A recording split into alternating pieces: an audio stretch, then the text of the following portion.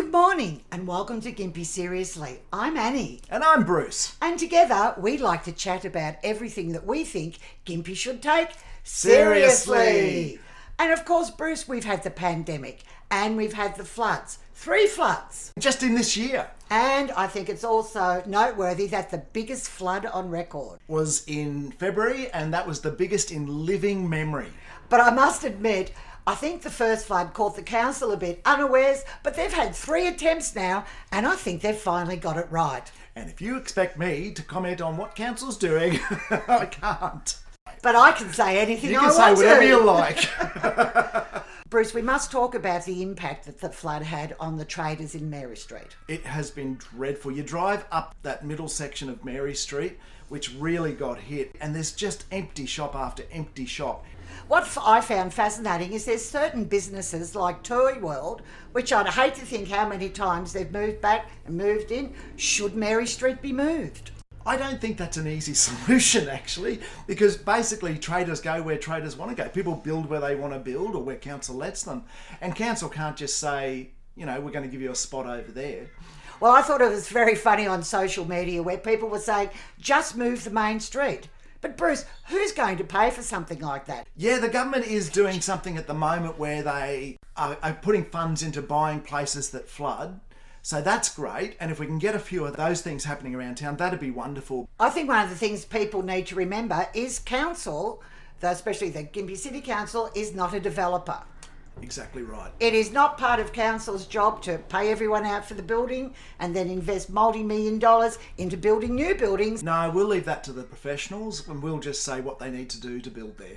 But I wish something could be done about all those empty shops in that soup bowl down in the middle of Mary Street. It's so sad. It breaks my heart to drive up that Mary Street at the moment and to see them all and think they're mum and dad businesses which have just struggled through this, and people are saying, oh, but you know, they know what could have gone through. They know they're in a flood zone. Yeah, you know what? I know that when I go out in the car, there's a chance I'm going to have an accident.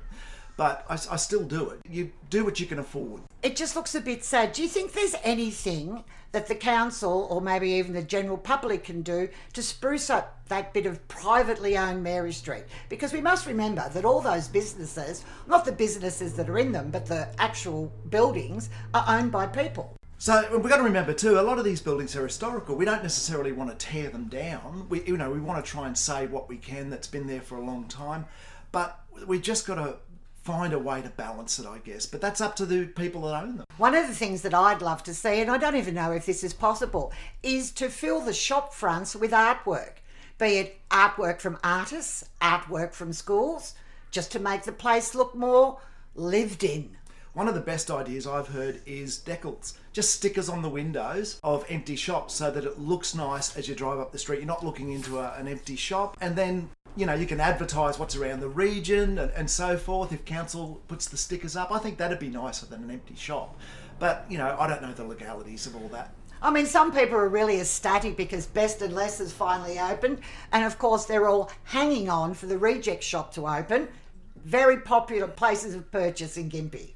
They are, and look, they employ people, which is great. They employ locals, but I'd really like to see some of these, you know, smaller businesses that are just local people that own a business, that own a store. I'd like to see them reopen. I hope we're going to see more of that. Yes, well, there's been quite a few different people that have actually received their flood relief from the government. I don't know that it was enough. I mean, it's something. Let's face it. They can't just give everyone a whole, you know, a blank check.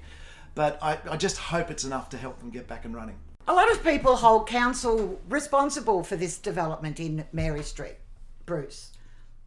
Well, yeah.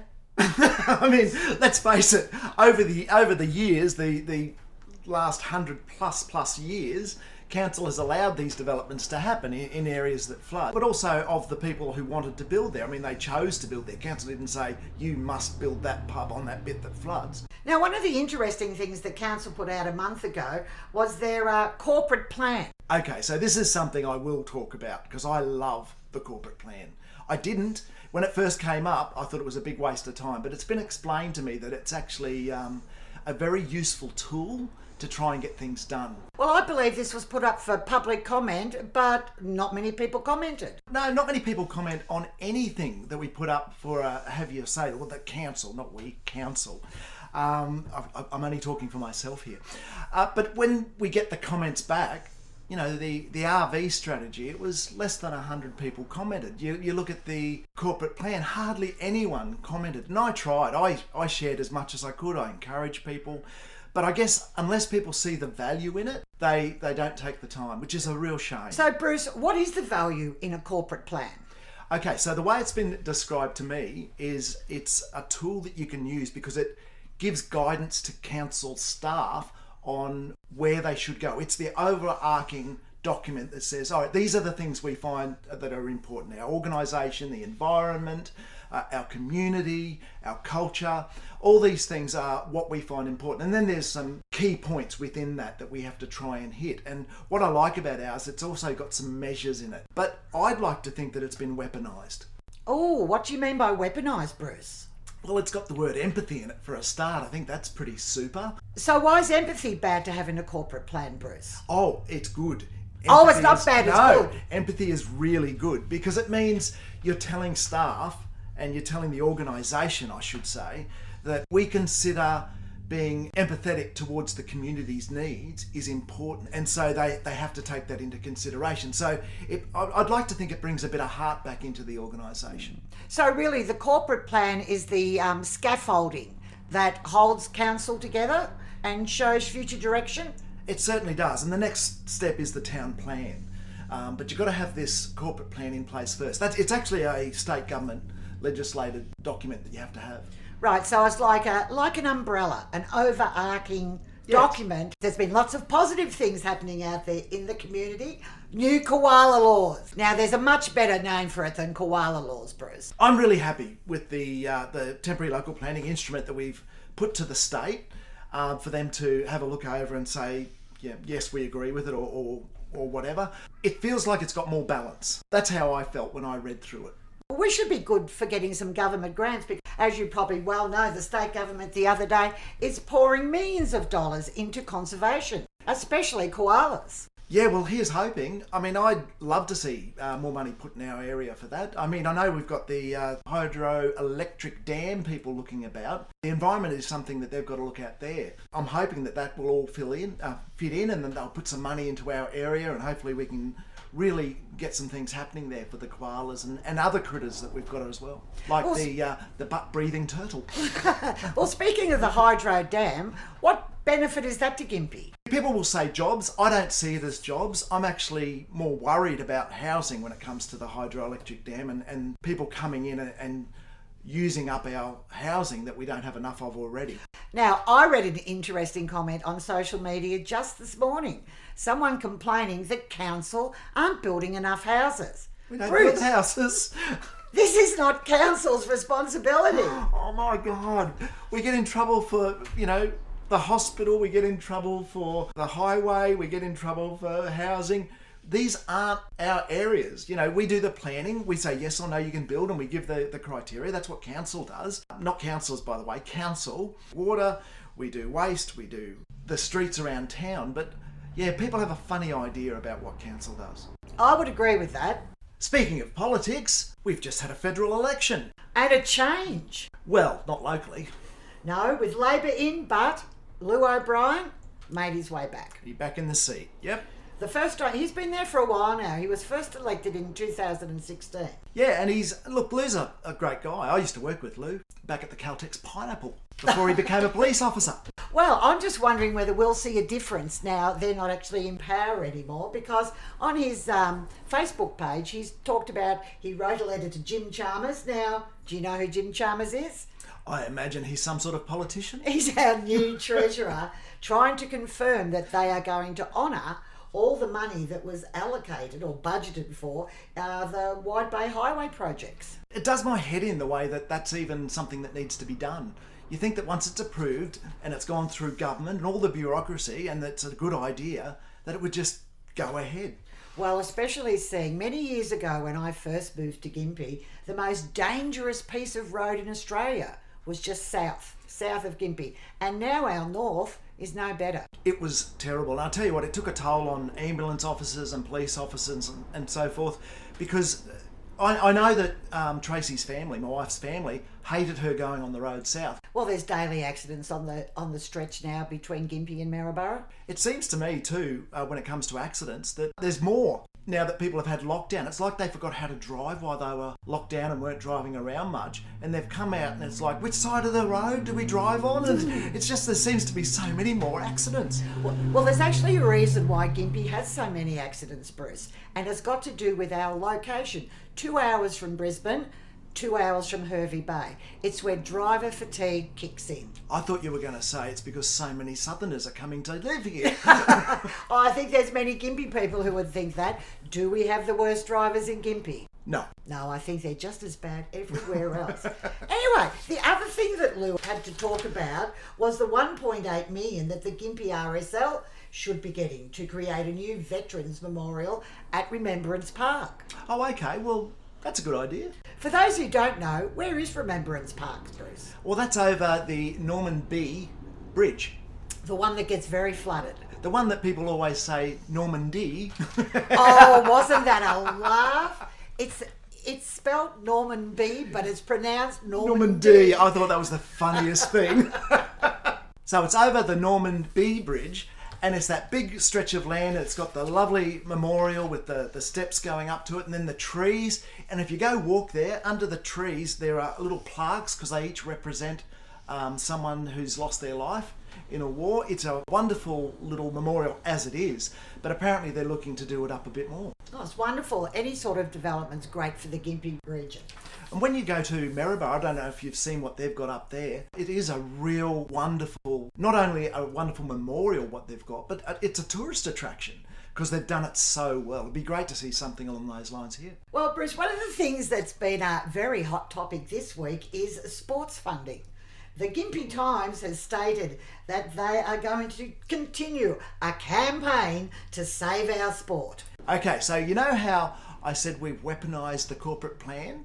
Sport's mentioned 4 times. Oh, yes, but I was reading that that was only in the revised corporate plan. I mean, it's always changed. Right up until the final, things can change, but it's in there, and it's something that the groups can use going forward to try and get council to come around to their way of thinking, because that's what the organisation's direction is.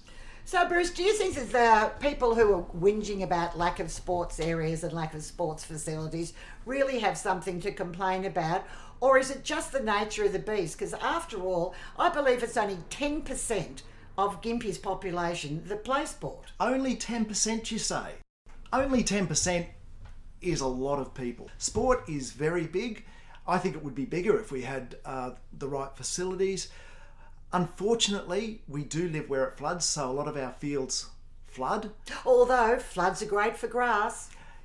Yeah, not so much. Does tend to kill them off. No, look, I don't mind fields going under. I don't think that needs to be changed at all. It would be great if we had somewhere they could go where it didn't, but we don't. So that's all right. We just plan so that the clubhouses don't flood is something I think would be great. We've got a lot of sports like, I know netball is where it floods. Well, you really don't want concrete and that sort of thing going. It's not grass. It can't recover like grass can.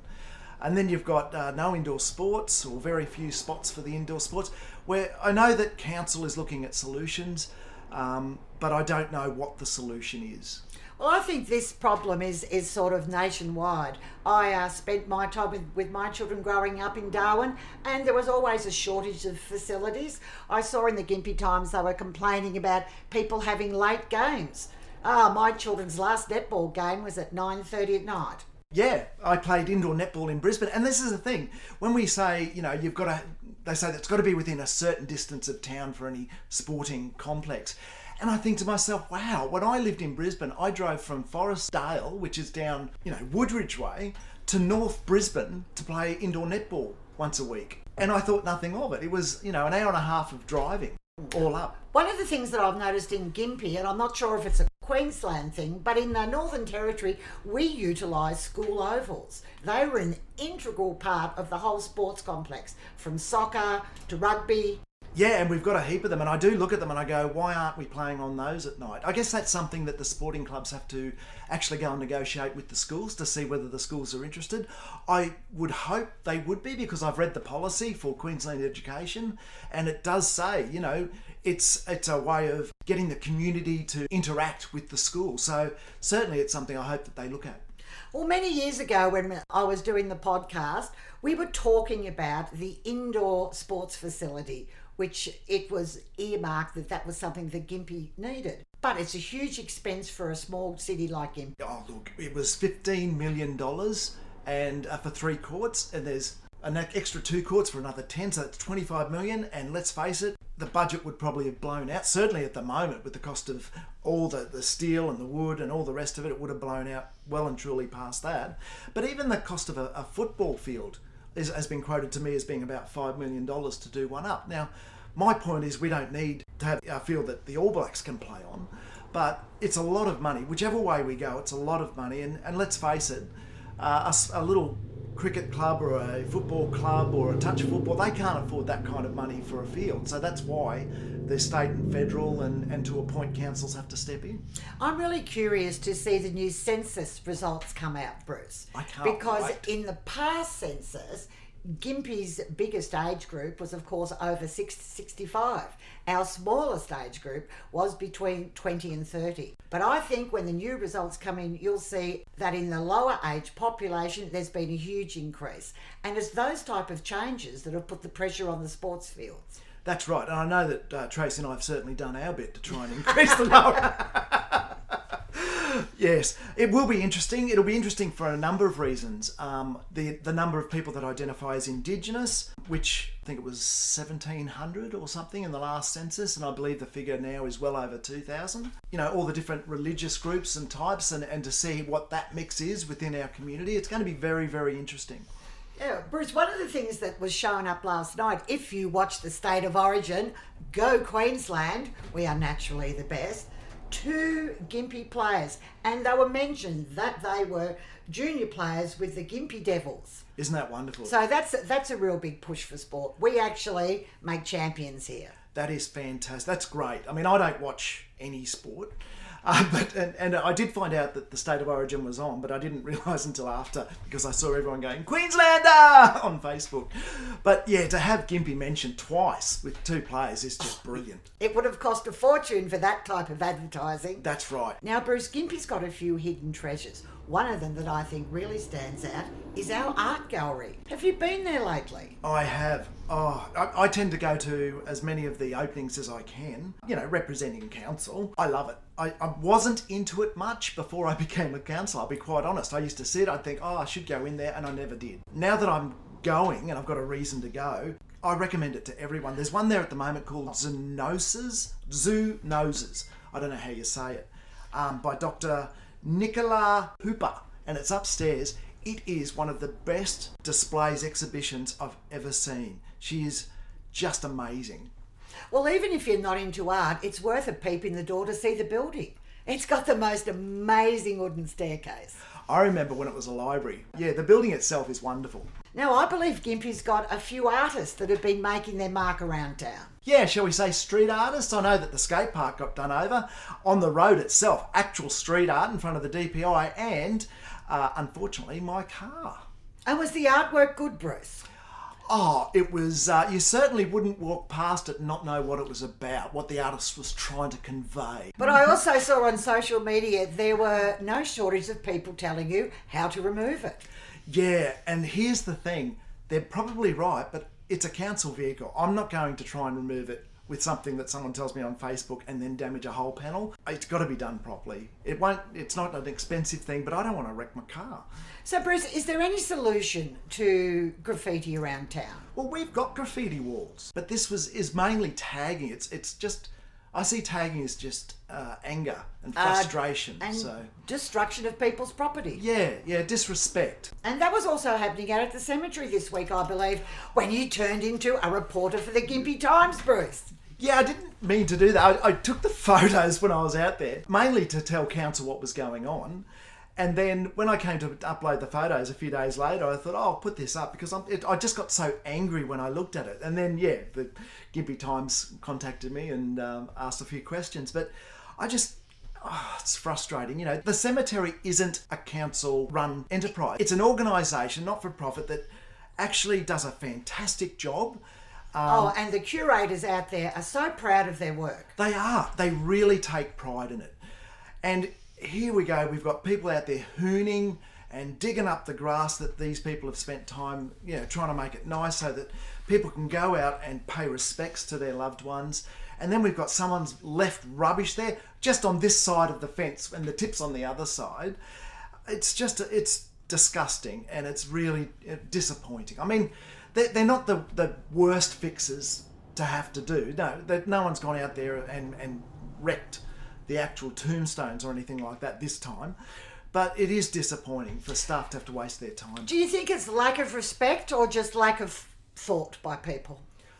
I don't know. Without actually talking to the people, who knows why they think it's an okay thing to do. But I certainly wouldn't do either of them. I wouldn't tear up the grass in a car. I wouldn't dump rubbish.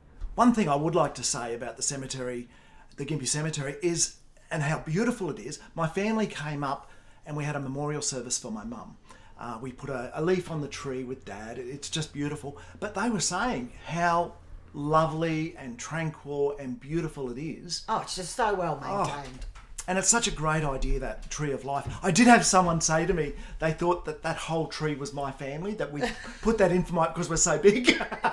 And they were serious. Well, for a change of pace, Bruce, let's talk about one of my favourite topics in Gympie, and that is traffic. That's your favourite topic. Oh, it is, because you need to get out more, Annie. Ever since I've been in Gympie, people have complained about the road network and the traffic in Gympie. Now, we all know that many, many years ago, there was a traffic study done. I believe it was about 4 years ago now. It was done in 2018, Annie. That's funny, that's 4 years ago.